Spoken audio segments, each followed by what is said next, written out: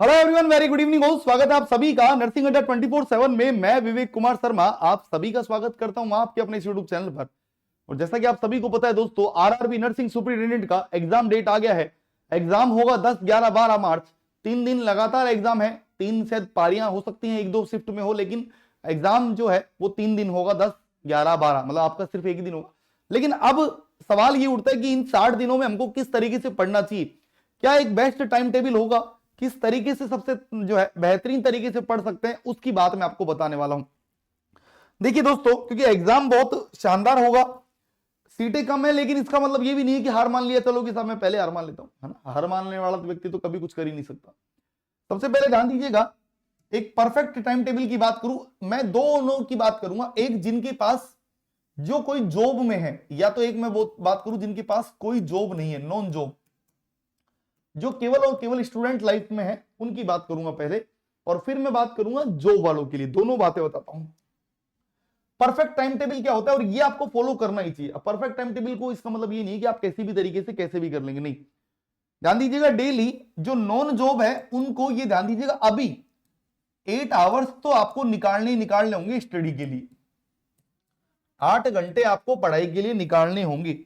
जो जॉब वाले हैं उनको मैं बता दूं, 5 से 6 घंटे, 5 to 6 आवर्स जो है वो आपको निकालने होंगे। जो लोग ऑलरेडी जॉब में है या हाउसवाइफ है या जो भी है, 5 to 6 आवर आपको स्टडी करनी पड़ेगी जॉब वालों को। अच्छा, कोशिश क्या करनी चाहिए हमेशा, पहले नॉन जॉब की बात करते हैं। भाई आपके पास, क्योंकि अब सर्दियां हैं, नींद बहुत अच्छी आती है आप लोगों को, ऑब्वियसली पता है, लेकिन नींद को त्यागना होगा। कोशिश करिए कि सुबह 5 बजे उठने की, क्योंकि 5 से जल्दी तो फिर 4 बजे वो थोड़ा सा मुश्किल हो जाता है, लेकिन कोशिश करिए 5 बजे उठने की। और यहां पढ़ने की कोशिश करिए कि 5 to 7 मैंने साहब 2 घंटे पढ़ाई कर ली एकदम शांत तरीके से। 5 to 7 AM ये 2 आवर्स। अच्छा, इस 2 आवर्स में मैं आपको बता दूं, आपको रिवाइज करना चाहिए, नया टॉपिक पढ़ने की, मतलब नोट्स नहीं बनाने, क्योंकि सुबह सुबह नोट्स नहीं बना पाओगे। तो यहां 5 to 7 में आपको रिवाइज करना चाहिए, रिवीजन करना चाहिए किसी एक सब्जेक्ट का, ठीक है। एमसीक्यू भी नहीं कर पाओगे सुबह सुबह, मैं आपको बता रहा हूं, आप करके देख लीजिएगा, नहीं हो पाएगा। एमसीक्यू नहीं हो पाता है सुबह। 5 to 7 में रिवीजन करने की कोशिश करिए। फिर साहब 7, मान लीजिए 7 AM टू 1 घंटा आपको, मतलब आपके पर्सनल काम वगैरह, जैसे कोई नहाना हो गया, वट फ्रेश वेश वगैरह जो भी है, सब में आपने 1 आवर दे दिया रेस्ट के लिए। रेस्ट बोले तो वही आप सब कुछ कर सकते हैं। कोशिश करिए 8 बजे पढ़ने बैठने की। जो नॉन जॉब वाले कैंडिडेट है वो 8 बजे पढ़ने की कोशिश करिए कि 8 बजे पढ़ना शुरू करता हूं समय।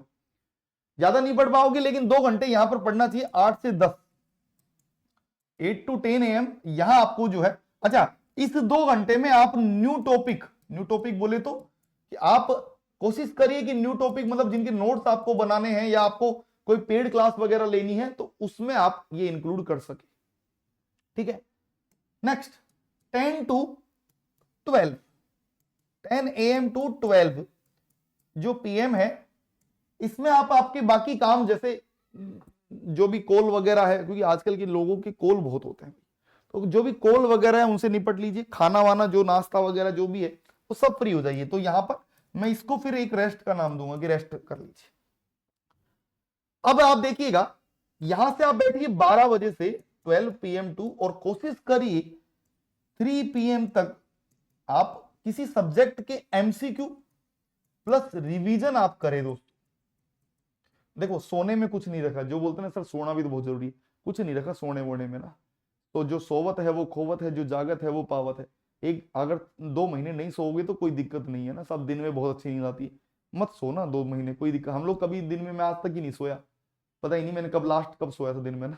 मत सोइए दिन में, ऐसा कोई दिक्कत नहीं। फिर भी चलिए ठीक है, आप लोगों के लिए थोड़ा सा एक 3 PM टू 4 PM का, या 4:30 एक्चुअली, कि 3 PM टू 4:30 PM तक आप जो है यहां खुद को रेस्ट दीजिए।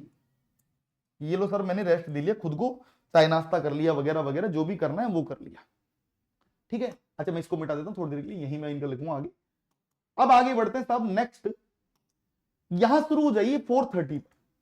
अब मैं पढ़ाई करने बैठूंगा और लगातार मैं 1.5 घंटे पढ़ाई करूंगा। 6:30 7 बजे तक आप पढ़ाई करिए, 6:30, और अगर कर सकते हैं तो 7 बजे तक आप पढ़ाई करिए स्टडी। और इसमें जैसे अब 5 बजे हमारी एमसीक्यू क्लास होती है, वो तो सबसे बेस्ट है, वो तो करनी करनी है ना? तो इसमें कोशिश करिए कि एमसीक्यू करूं और रिवाइज करूं जो टॉपिक सर ने आज पेड क्लास वगैरह में पढ़ाया है। 7 बजे से और 7 to 8:30, 8:30 बजे तक आप लोग जो भी आपका, मैं इसको फिर रेस्ट का नाम दूंगा, खाना पीना जो दोस्त वगैरह से बात करनी है वो करिए, और 8:30 बजे आप फिर से बैठ जाइए पढ़ने। और क्योंकि ज्यादा नहीं पढ़ पाएंगे 11 बजे तक, इतना पढ़ लीजिए बहुत है मेरे हिसाब से। अब देखो इसमें टाइमिंग देखिए, 2 घंटे यहां आ गए, 2 आवर्स यहां हो गए हैं, 2 आवर्स यहां हो गए हैं, फिर उसके बाद लगभग 2 to 3 आवर्स यहां हो गए हैं सर, 2 घंटे यहां हो गए हैं, और 2 घंटे लगभग यहां हो गए हैं। ये तो ज्यादा हो गया सर हमारा, 2, 2, 4, 2, 6, 2, 8 और 11 घंटे हो गए। आपने तो बोला था 8, तो बेटा इस टाइम टेबल को तुम डेली फॉलो नहीं कर पाओगे, इसको डेली फॉलो नहीं कर पाओगे।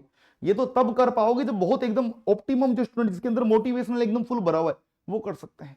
लेकिन 8 घंटे मैंने क्यों बोला, क्योंकि कई लोग इस चीज को रजिस्ट करेंगे कि नहीं भैया मेरे को दिन में सोना ही सोना है, कई लोग इसको रजिस्ट करेंगे कि नहीं 4 बजे से नहीं बैठ सकता, मैं 5 बजे से बैठूंगा। तो अलग अलग टाइम हो सकता है, ये मैंने उनके लिए बताया जो एकदम भैया कि मोटिवेशनल टॉप लेवल पर है, वो तो करना ही पड़ेगा।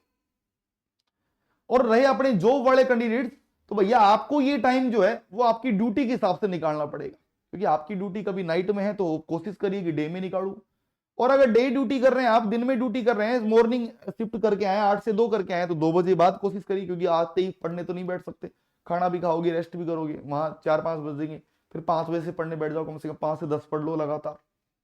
शाम को त्याग दो खुद की को, रात को खाना खा लो 10 बजे खा लो, तो वो आपको आपके हिसाब से करना पड़ेगा। लेकिन मैं एक बेस्ट चीज बताता हूं दोस्तों, इस टाइम टेबल के अलावा नर्सिंग अड्डा 24/7 आप लोगों के लिए स्टार्ट करने जा रहा है the last ride. Last ride क्या है? लास्ट राइड है आपके सपनों तक आपको पहुंचाने के लिए एक अंतिम बैच, आरआरबी नर्सिंग सुपरिटेंडेंट के लिए last ride batch, Vande Bharat last ride, जो आपको आपकी मंजिल तक पहुंचाएगा। करना क्या है दोस्तों, वाई नाउ पे क्लिक करना है, कूपन कोड लगाना है Y930, Y930 कूपन कोड लगाना है, अप्लाई करना है 1839, कूपन कोड Y930 लगाइएगा तो मैं आपको एक स्पेशल मेंटरशिप ग्रुप में भी ऐड कर दूंगा, जहां आपको हैंड रिटन नोट्स भी मिलेंगे, लेकिन इस कूपन कोड को लगा के। तो ये मैंने आपको टाइम टेबल बताया। इसके अलावा अगर आप नोटसेट, आरआरबी, केजीएमयू, एसजीपीजे किसी भी एग्जाम की तैयारी कर रहे हैं तो महापैक में जुड़ सकते हैं, और महापैक आपको आपकी मंजिल तक पहुंचाने का सबसे बेस्ट तरीका है। तो मैं फिर मिलूंगा आप लोगों से सेशन के नए वीडियो के साथ, तब तक के लिए आप सभी का धन्यवाद। और डेली शाम को 5 बजे एक क्लास होती है एमसीक्यू सीरीज, 60 दिन 60 मैराथन, अगर आपने ज्वाइन कर लिया सिलेक्शन बहुत नजदीक हो जाएगा। फिर मिलेंगे, धन्यवाद।